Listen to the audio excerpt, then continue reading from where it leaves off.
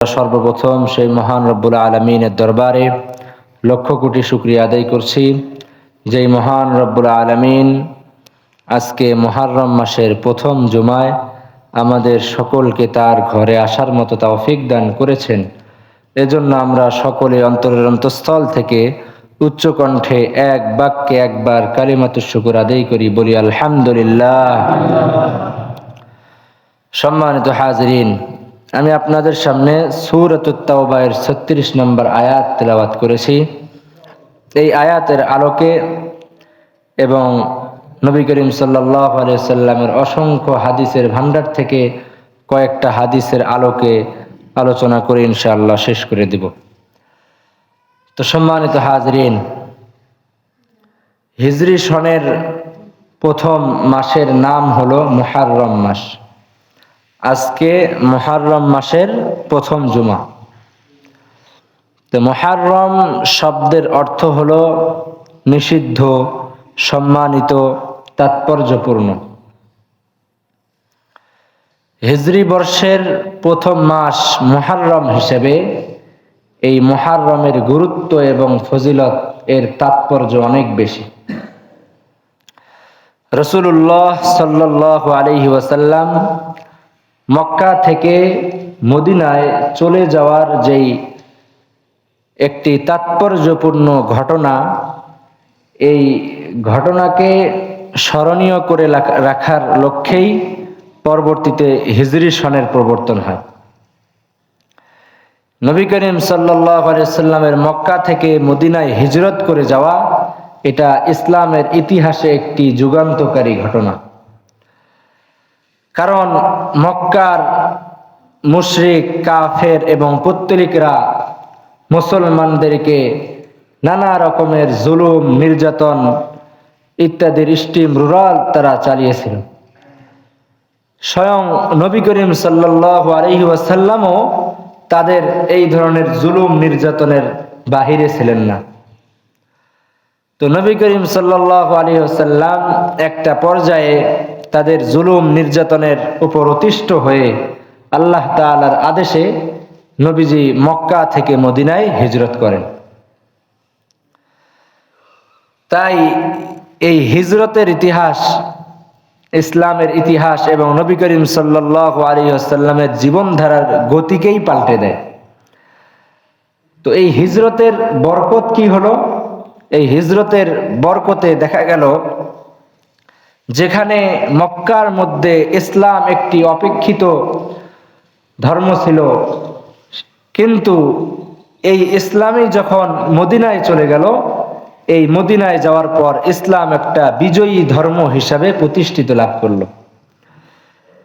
এবং একদিকে নবী করিম সাল্লাল্লাহু আলাইহি সাল্লাম মক্কার মধ্যে শুধুমাত্র একজন ধর্ম প্রচারক হিসাবে পরিচিত ছিলেন, কিন্তু যখনই নবীজি হিজরত করে মদিনায় চলে গেলেন, মদিনা যাওয়া মাত্রই নবী করিম সাল্লাল্লাহু আলাইহি সাল্লাম একজন শ্রেষ্ঠ রাষ্ট্রনায়ক, একজন উত্তম আদর্শ সমাজ সংস্কারক এবং একজন সুদক্ষ সেনাপতি হিসেবে আবির্ভূত হলেন। তো সম্মানিত হাজরিন, অপরদিকে মুসলমানরা মক্কার মধ্যে নির্যাতিত, নিপীড়িত, নিগৃহীত একজন মুসলমান সম্প্রদায় হিসেবে, সংখ্যালঘু সম্প্রদায় হিসেবে মক্কায় তারা অবস্থান করছিল। কিন্তু মুসলমানরাও যখন নবী করিম সাল্লাল্লাহু আলাইহি ওয়াসাল্লামের সাথে হিজরত করে মদিনায় চলে গেলেন, তারা সেখানে অত্যন্ত মর্যাদা সম্পন্ন এবং সংখ্যা গরিষ্ঠ সম্প্রদায়ে পরিণত হয়ে গেল। সুবহানাল্লাহ। তো সম্মানিত হাজরিন, এই হিজরত ইসলামের ইতিহাসে এর অনেক গুরুত্ব এবং তাৎপর্য রয়েছে। এই স্মরণীয় একটা ইতিহাসের দিকে ইঙ্গিত করার জন্যই হিজরি নববর্ষের সূচনা হয়। তো সম্মানিত হাজরিন, এই হিজরি নববর্ষ এটা শুরু হয় হলো মুহররম মাস দিয়ে, শেষ হয় হলো জিলহজ মাস দিয়ে। তো সম্মানিত হাজরিন, আমাদের মাঝে এই হিজরি মাস আসতেছে যাচ্ছে, একের পর এক মাস আসতেছে যাচ্ছে, কিন্তু অত্যন্ত দুঃখের বিষয় হলেও সত্য যে আমরা মুসলমান হিসেবে এই হিজরি সনের হিজরি মাসের কত তারিখ এটা আমরা জানি না, অথচ এই হিজরি সনের হিজরি মাসের তারিখ অনুযায়ী আমাদের ইসলামের অধিকাংশ হুকুম এই হিজরি সনের তারিখের সাথেই সম্পৃক্ত। যেমন সবচেয়ে বড় একটা ইসলামের বিধান রোজা। এই রমজানের রোজা এটা কোনো ইংরেজি মাসের সাথে খাস নয়, এটা শুধুমাত্র আরবি মাসের সাথেই খাস। অর্থাৎ আরবি মাস একের পর এক আস্তে আস্তে যখন রমজান মাস আসবে তখনই রোজা শুরু হয়ে যায়। সম্মানিত হাজরিন, এবং ইসলামের আরো গুরুত্বপূর্ণ বিধান ঈদুল ফিতর এবং ঈদুল আজহা, এই দুইটাও কিন্তু এই হিজরি নববর্ষের সাথে হিজরি সনের সাথেই সম্পৃক্ত। শাওয়াল মাসের 1 তারিখে ঈদুল ফিতর অনুষ্ঠিত হয়, আর জিলহজ মাসের 10 তারিখে ঈদুল আজহা অনুষ্ঠিত হয়। তো সম্মানিত হাজরিন, এই যে আমরা যদি এই আরবি মাসের গণনা না জানি, আরবি মাসের তারিখ না জানি, তাহলে ইসলামের অনেক বিধিবিধান আমরা পালন করতে আমাদের জন্য কষ্টকর হয়ে যাবে। এই জন্য ইসলামের বিধিবিধানে হিজরি মাসের গণনা রাখা এটাকে ফরজে কেফায়া ঘোষণা করা হয়েছে। অর্থাৎ জানাজার নামাজ আদায় করা যেমন মহল্লাবাসীর উপর ফরজে কেফায়া, অর্থাৎ পুরা মহল্লাবাসী যদি কারো জানাজার নামাজ আদায় না করে তাহলে সকলেই গুনাহগার হয়ে যাবে। ঠিক এমনই ভাবে এই হিজরি তারিখ যদি পুরা গ্রামবাসী গণনা না করে, পুরা গ্রামবাসীর একটা দল, একটা ছোট দল যদি এই হিজরি সন এই তারিখটা গণনা না করে তাহলে পুরা গ্রামবাসী গুনাহগার হবে। সম্মানিত হাজরিন, এটা কিন্তু অনেক একটা গুরুত্বপূর্ণ বিষয়। আজকে আপনাদেরকে আমি যদি প্রশ্ন করি যে আজকে ইংরেজি মাসের আজকে কত তারিখ, আমরা সকলেই বলে উঠবো আজকে 12 তারিখ। কিন্তু এটাই আমি যদি জিজ্ঞাসা করি যে আজকে মুহররম মাসের কয় তারিখ, গণাকথা 2-1 জন হয়তো আপনারা বলতে পারবেন। তো এটা আমাদের জন্য মুসলমান হিসাবে আফসোসের বিষয়।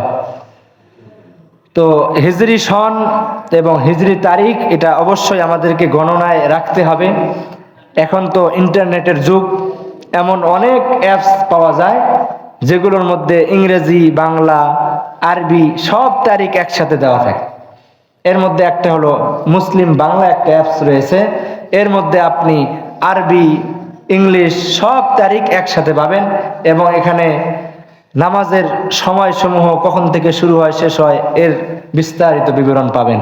তো সম্মানিত হাজরিন, তো মোবাইলের মাধ্যমে হোক বা আমার জেহেনের মাধ্যমে হোক, যে কোনোভাবে হোক আমাকে এই হিজরি সনের গণনা স্মরণে রাখতে হবে ইনশাআল্লাহ।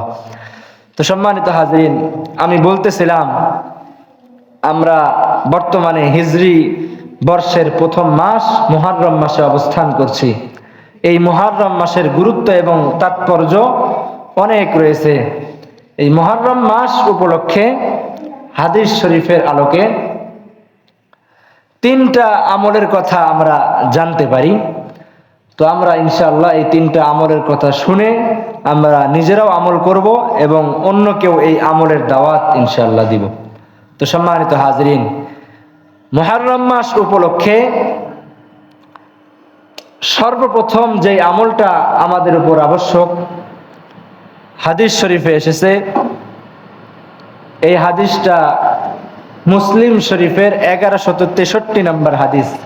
নবীজি বলেন, আফজালুস সিয়ামি বা'দা রমাযান শাহরুল্লাহিল মুহররম। অর্থাৎ আমাদের পুরা মুহররম মাসের মধ্য থেকে 1 নম্বর আমল হলো এই পুরা মুহররম মাসের মধ্যে আমরা যতগুলো ইচ্ছা আমরা রোজা রাখবো ইনশাআল্লাহ। 1 নম্বর আমাদের আমল কি? এই মুহররম মাসে আমরা যতগুলো পারি ইনশাআল্লাহ নফল রোজা রাখবো। কারণ হাদিস শরীফে নবীজি বলেন যে রমজানের রোজার পর নফল রোজা সমূহের মধ্য থেকে সর্বোত্তম রোজা হলো এই রমজান মাসে রোজা রাখা। সুবহানাল্লাহ। মানে আপনি রমজানের রোজা আদায় করা তো ফরজ, এই ফরজ রোজার পরে নফল রোজা সমূহের মধ্যে থেকে সব থেকে গুরুত্বপূর্ণ এবং তাৎপর্যপূর্ণ এবং ফজিলতপূর্ণ সবের রোজা হলো এই মুহররম মাসে রোজা রাখা। তো আমরা ইনশাআল্লাহ যারা পারি এই মুহররম মাসে আমরা রোজা রাখার চেষ্টা করব। তো 1 নম্বর আমলের কথা তো বুঝতে পারলাম যে 1 নম্বর আমল হলো রমজানের এই পরে মুহররম মাসে পুরা মাসের যেই কয়েকদিন আপনার সামর্থ্য থাকে এই কয়েকদিন আপনি নফল রোজা রাখবেন। এরপর 2 নম্বর আমল হলো যে বিশেষ করে এই মুহররম মাসের 10 তারিখ অর্থাৎ যাকে আশুরার দিন বলা হয়, এই যদি আমরা এই সারা মাসের যে কোনো দিন রোজা রাখতে সক্ষম না হই তাহলে অন্তত আমরা যেন এই মুহররম মাসের যে 10 তারিখ আশুরার দিন এই দিনে আমরা যেন রোজা রাখি। এই দিনে রোজা রাখার গুরুত্ব এবং ফজিলত অনেক বর্ণিত রয়েছে। সম্মানিত হাজিরিন, এই আশুরা আমাদের মাঝে কিভাবে আসলো? তো হাদিস শরীফে এসেছে قدم النبي صلى الله عليه وسلم المدينة فرأى اليهود تصوم يوم عاشوراء।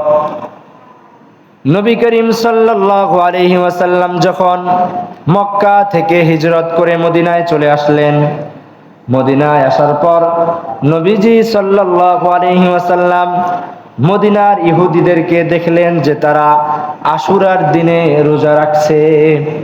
অর্থাৎ আশুরার দিনে ইহুদিরা ওই সময় রোজা রাখত। তো নবীজি যখন মক্কা থেকে মদিনা হিজরত করে আসলেন, এসে দেখলেন যে মদিনার যত ইহুদিরা রয়েছে তারা এই মুহররম মাসের যে 10 তারিখ এই 10 তারিখে তারা রোজা রাখে। তো নবী করিম সাল্লাল্লাহু আলাইহি সাল্লাম তাদেরকে এই রোজা রাখার কারণ জিজ্ঞাসা করলেন যে মা হাজা, এটার কারণ কি? তোমরা এই দিনে যে রোজা রাখো এটার কারণ কি? তখন তারা বলল যে হাজা ইয়াউমুন সালিহুন, এটা অনেক বরকতপূর্ণ দিন। হাজা ইয়াউমুন নাজ্জাল্লাহু বানি ইসরাঈল মিন আদুবিহিম, এটা এমন একটা দিন যেই দিনে আল্লাহ রাব্বুল আলামিন বনি ইসরাইল জাতিকে অর্থাৎ মুসা আলাইহিস সালামের যে সম্প্রদায় ছিল বনি ইসরাইল, এই বনি ইসরাইলকে তাদের শত্রু ফেরাউনের কবল থেকে ফেরাউন থেকে আল্লাহ তাআলা রক্ষা করেছে। তো যেহেতু এই দিনে আল্লাহ রাব্বুল আলামিন তাদেরকে ফেরাউন থেকে রক্ষা করেছেন, এই জন্য তারা শুকরিয়া আদায় স্বরূপ এই দিনে তারা রোজা রাখে। তো সম্মানিত হাজিরিন, তো তাদের কাছ থেকে যখন এই কারণ জানতে পারলেন তখন নবীজি বললেন আনা আহাক্কু বিমূসা মিনকুম, আমি তোমাদের তুলনায় মুসা আলাইহিস সালামের অনুসরণের বেশি উপযুক্ত আমি। তো সুতরাং যেহেতু আমি মুসা আলাইহিস সালামের অনুসরণের বেশি উপযুক্ত, তাই নবীজি ফাসামাহু ওয়া আমারা বিসিয়ামিহি, নবীজি নিজেও রোজা রাখলেন এবং উম্মতদেরকেও এই দিনে রোজা রাখার আদেশ দিলেন। সম্মানিত হাজিরিন, এই আশুরার দিনে রোজা রাখা এটা ইসলামের যুগেও আবশ্যক ছিল। অর্থাৎ রমজানের রোজা ফরজ হওয়ার আগ পর্যন্ত মুসলমানদের উপর এই আশুরার রোজা রাখা এটা ফরজ ছিল, অর্থাৎ এটা রাখা আবশ্যক। রমজানের রোজা রাখা যেমন ফরজ, তেমনি এই রমজানের রোজা ফরজ হওয়ার আগ পর্যন্ত এই আশুরার রোজা রাখা ফরজ ছিল। কিন্তু যখন এই রমজানের রোজা মুসলমানদের উপর আল্লাহ তাআলা ফরজ করে দিলেন, তখন এই আশুরার রোজাকে ঐচ্ছিক রোজা হিসেবে ঘোষণা দিলেন যে এই রোজাকে যদি কোনো বান্দা পালন করে তাহলে তার সওয়াব রয়েছে, আর যদি কোনো বান্দা পালন না করে তাহলে তার কোনো গুনাহ হবে না। সম্মানিত হাজিরিন, এই আশুরার দিন, এখন প্রশ্ন হলো আমরা এই আশুরার দিনে কয়টা রোজা রাখবো? যে আমাদের সামনে যে আশুরা আসতেছে আমরা কয়টা রোজা রাখবো? তো হাদিস শরীফে এসেছে সহিহ ইবনে খুজাইমা এই হাদিসের 2095 নম্বর হাদিসে নবীজি বলেন সুমু আশুরা, তোমরা আশুরার দিনে রোজা রাখো। ওয়াখালিফু ফীহিল ইয়াহুদ, তোমরা এ ব্যাপারে ইহুদিদের বিরোধিতা করো। অর্থাৎ ইহুদিরা শুধু আশুরার দিনে একটা রোজা রাখতো, সুতরাং তোমরা তাদের অনুসরণে একটা রোজা রাখবে না, বরং তোমরা তাদের বিরোধিতায় 2টা রোজা রাখবে। তো এখন দুইটা রোজা আমরা কিভাবে আদায় করব? তো নবীজি বলেন সুমু ইয়াওমান ক্বাবলাহু ওয়া ইয়াওমান বাদাহু। তো দুইটা রোজা রাখার মানে সিস্টেমটা এইভাবে যে 10 তারিখের রোজা তো আপনি রাখবেনই, তো 10 তারিখের সাথে হয়তো একদিন আগে আরেকটা এই রোজার সাথে আমরা মিলিয়ে নিব, অথবা 10 তারিখের সাথে পরের একদিন রোজা আমরা এটার সাথে মিলিয়ে নিব। অর্থাৎ আমরা হিসাব করলে দেখতে পাই আজকে মুহররম মাসের 5 তারিখ। তো যেহেতু 10ই মুহররম হলো আশুরা দিবস, তো সামনের বুধবার হলো আমাদের আশুরার দিন। তো আমরা যারা পারবো এই বুধবারের সাথে হয়তো মঙ্গলবার এবং বুধবার এই 2 দিন রোজা রাখবো, অথবা বুধবার এবং বৃহস্পতিবার এই 2 দিন আমরা রোজা রাখবো। শুধুমাত্র একটি রোজা রাখা এটা মাকরুহ হবে। সুতরাং আমাদের উচিত হলো ইহুদিদের বিরোধিতায় আমাদের 2টা রোজা রাখা। তো সম্মানিত হাজিরিন, আমরা যদি এই আশুরার রোজা রাখি তাহলে আল্লাহ রাব্বুল আলামিন আমাদেরকে কি পুরস্কার দান করবেন? হাদিস শরীফে এসেছে, এই হাদিসটা তিরমিজি শরীফের 752 নম্বর হাদিস। নবীজি বলেন ইন্নী আহতাসিবু আলাল্লাহি আন ইউকাফফিরাস সানাতাল্লাতী ক্বাবলা। অর্থাৎ নবীজি বলেন যদি কোনো বান্দা এই আশুরার দিন তার সাথে একটি রোজা মিলিয়ে রাখে, তাহলে আল্লাহ রাব্বুল আলামিন, নবীজি বলেন আমি আশা রাখি আল্লাহ রাব্বুল আলামিন তার জিন্দেগীর পিছনের 1 বছরের যত গুনাহ রয়েছে সবগুলো আল্লাহ তাআলা মাফ করে দিবেন। সুবহানাল্লাহ। আরো আওয়াজ দিয়ে বলি সুবহানাল্লাহ। শুধুমাত্র 2 দিনের রোজা, এই 2 দিনের রোজার ফজিলত হলো আল্লাহ রাব্বুল আলামিন আপনার বিগত 1 বছরের গুনাহ মাফ করে দিবেন। সুবহানাল্লাহ। তো এখন প্রশ্ন হলো আল্লাহ রাব্বুল আলামিন আমার কবিরা গুনাহ মাফ করবেন না সগীরা গুনাহ মাফ করবেন? বড় গুনাহ মাফ করবেন না যে সকল ছোট গুনাহ এই সকল গুনাহ মাফ করবেন? তো প্রথম কথা হলো আল্লাহ রাব্বুল আলামিন যদি চান তাহলে তিনি সগীরাও মাফ করতে পারেন, কবিরাও মাফ করতে পারেন। তবে ওলামায়ে কেরাম ব্যাখ্যা করেছেন যে সাধারণত এই সকল মানে গুনাহ মাফ করার দ্বারা উদ্দেশ্য হলো সগীরা গুনাহ মাফ উদ্দেশ্য। তো কবিরা গুনাহ মাফ হওয়ার জন্য শর্ত হলো আপনাকে তওবা করতে হবে। যদি আপনি খাস দিলে আল্লাহ তাআলার দরবারে তওবা করেন তাহলে আল্লাহ রাব্বুল আলামিন আপনার সগীরা কবিরা যা গুনাহ রয়েছে সবগুলো আল্লাহ তাআলা মাফ করে দিবেন। সুবহানাল্লাহ। সম্মানিত হাজিরিন, এই আশুরার রোজার গুরুত্ব কেমন? হাদিস শরীফে এসেছে, এই হাদিসটা নাসাই শরীফের 2416 নম্বর হাদিস। নবীজির প্রিয় স্ত্রী হযরত হাফসা রাদিয়াল্লাহু তাআলা আনহা এই হাদিসটা বর্ণনা করেন। তিনি বলেন যে আরবাউন লাম ইয়াকুন ইয়াদাউহুন্না নবিয়্যু সাল্লাল্লাহু আলাইহি ওয়াসাল্লাম, নবীজি তার জীবনে 4টি কাজ কখনোই ছাড়তেন না। কয়টি কাজ? 4টি কাজ। নবীজি তার জীবনে 4টি কাজ কখনোই ছাড়েন নাই। 1 নাম্বার হলো সিয়াম আশুরা। এই যে আশুরার রোজা আমাদের সামনে আসতেছে, এই আশুরার রোজা নবীজি তার জীবনে কখনো ছাড়েননি। 2 নাম্বার হলো আল আশারা, অর্থাৎ জিলহজ মাসের প্রথম দশকের রোজা, এটাও নবীজি কখনো ছাড়েননি। 3 নাম্বার হলো সালাসাতু আইয়ামিন মিন কুল্লি শাহরিন, প্রত্যেক মাসে আরবি মাসের 13, 14, 15 তারিখের এই 3টে রোজা, যাকে আইয়ামে বীজের রোজা বলে, এই প্রত্যেক মাসে 3টা রোজা নবীজি কখনো ছাড়েননি।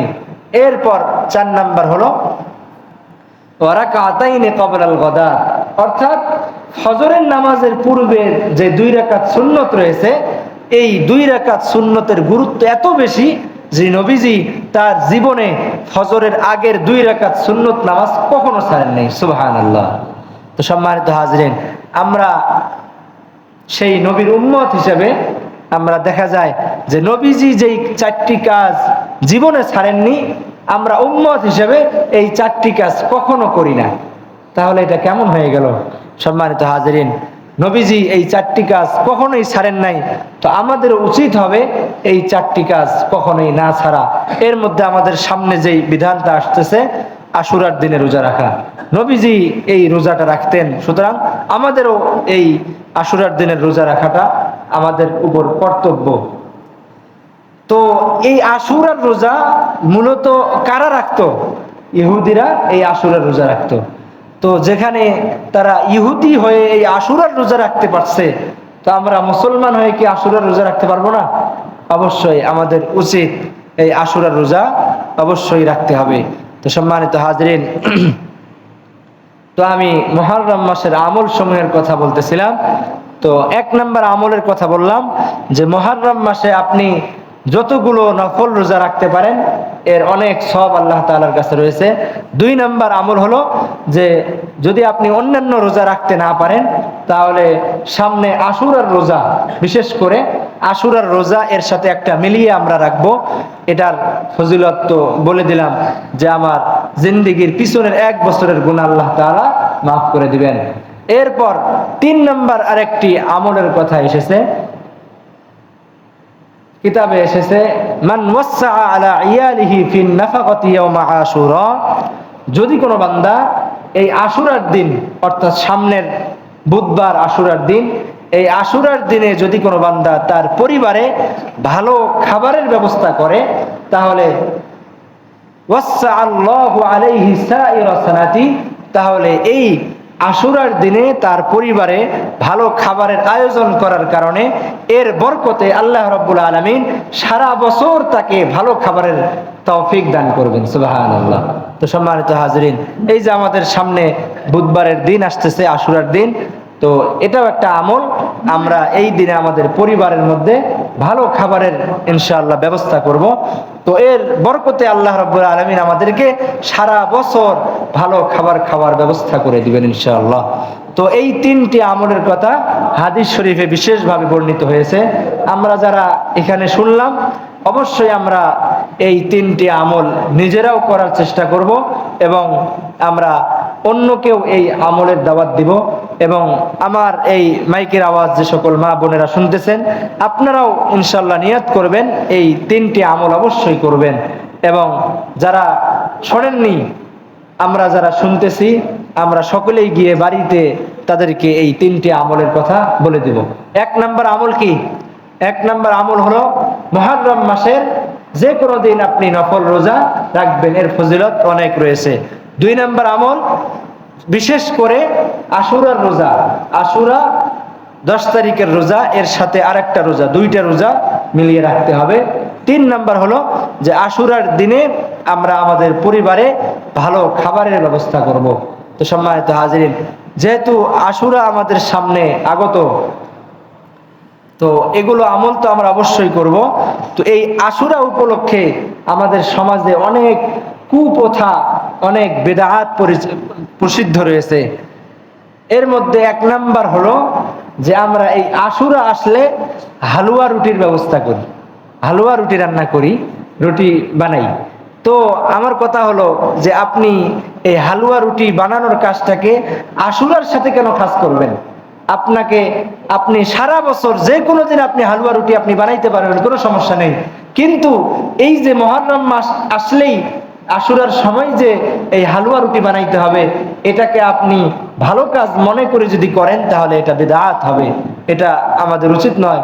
আমরা এটা স্বাভাবিকভাবে করব, এটাকে সওয়াবের কাজ হিসাবে আমরা করব না। যদি আমরা সওয়াবের কাজ হিসাবে করি তাহলে এটা বিদআত হবে।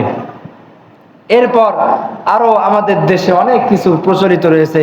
এই যে আশুরা আসতেছে, আপনারা হয়তো নেটের মধ্যে অনেক কিছু দেখবেন। এই যে 10 তারিখ আশুরার দিনে আসতেছে, এক দল শিয়াপন্থী, এক দল তারা এই আশুরার দিনে নিজেদের গায়ের মধ্যে আঘাত করে, বিশাল বিশাল ছুরি নিয়ে তারা নিজেদের মাথায় আঘাত করে, নিজেদের চেহারায় আঘাত করে নিজেদের চেহারা থেকে তারা রক্ত ঝরায়। এই যে এই কাজটা তারা করে, এটা শরীয়তে একদম নিষিদ্ধ কাজ। সম্মানিত হাজিরিন, হাদিস শরীফে এসেছে, এই হাদিসটা বুখারী শরীফের 1296 নম্বর হাদিস। এক বর্ণনা 98 নম্বর হাদিস, আর একটা 96 নম্বর হাদিস। একই হাদিস 2 জায়গায় এসেছে। নবীজি বলেন, মান জরাবাল খুদুদ ওয়া শাক্কাল জুয়ুব ওয়া দাআ বিদাওয়াল জাহিলিয়াহ ফালাইসা মিন্না। নবীজি বলেন, যারা নিজেদের চেহারায় আঘাত করে রক্ত ঝরায়, নিজেদের জামা, যে সকল জামা রয়েছে এই জামাগুলোকে ছিঁড়ে ফেলে, দুঃখে কষ্টে নিজেদের জামাগুলোকে ছিঁড়ে ফেলে, এবং যারা জাহিলি যুগের কান্নার ন্যায় আওয়াজ করে কান্না করে, নবীজি বলেন তারা আমার উম্মতের দলভুক্ত নয়। নাউজুবিল্লাহ। তাহলে স্পষ্ট হাদিস, বুখারী শরীফের 1296 নম্বর হাদিস, নবীজি স্পষ্ট ঘোষণা করে দিয়েছেন, দুঃখের কারণে বিপদের কারণে আমাকে আওয়াজ করে কান্না করা যাবে না, আমার শরীরে যে সকল কাপড় চোপড় রয়েছে এগুলো ছেঁড়া যাবে না, এবং আমার চেহারায় আঘাত করা যাবে না। এই যে শিয়াপন্থী যারা রয়েছে তারা এই আশুরার দিন আসলেই তারা হায় হাসান হায় হুসাইন বলে বলে তারা নিজেদের চেহারায় আঘাত করে, নিজেদের রক্ত তারা জমিনে ঝরায়। এটা একদম হারাম কাজ, নিষিদ্ধ কাজ। নবীজির স্পষ্ট ঘোষণা, যারা এই কাজ করবে তারা আর আমার উম্মতের দলের বাহিরে, তারা আমার উম্মতের অন্তর্ভুক্ত নয়।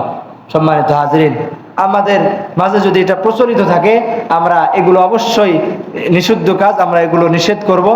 এবং আরো অনেক কিছু প্রচলিত রয়েছে, 10ই মুহররম তাজিয়া মিছিল করা এবং ঢোল তবলা ইত্যাদি বাজানো, এই সবগুলো ইসলামে নিষিদ্ধ কাজ। সুতরাং আমরা 10এ মুহররম আশুরার দিন আসার কারণে এগুলো আমাদের জন্য হালাল হয়ে যায় না, এগুলো হারাম, তো চিরকালের জন্য এগুলো আমাদের উপর হারাম হয়ে আছে। তো সম্মানিত